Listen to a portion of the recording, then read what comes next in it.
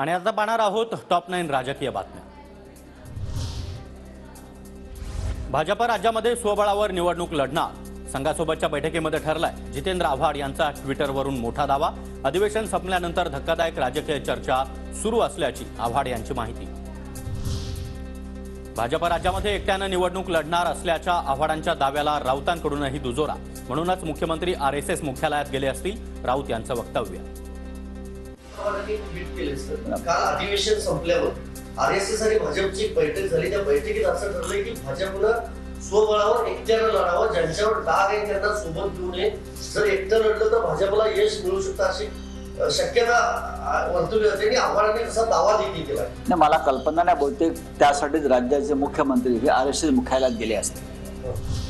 शिंदेंसारखे खोटारडे राज्यकर्ते महाराष्ट्रामध्ये राज्य करतात। टेंडरबाजी केली ते आमदार चेअरमन हे शिंदेंमागेच बसले होते। सर्वात जास्त घोटाळे करणारे लोक शिंदे गटात। टेंडरच्या आरोपांवरून संजय राऊतांचा शिंदेंवर पलटवार। सरकारचं शिष्टमंडळ आज जरांगे यांची भेट घेणार। जरांगेंकडे अधिकचा वेळ मागणार। सरकारकडून आरक्षणासाठी सुरू असलेल्या कार्यवाहीची माहिती दिली जाणार।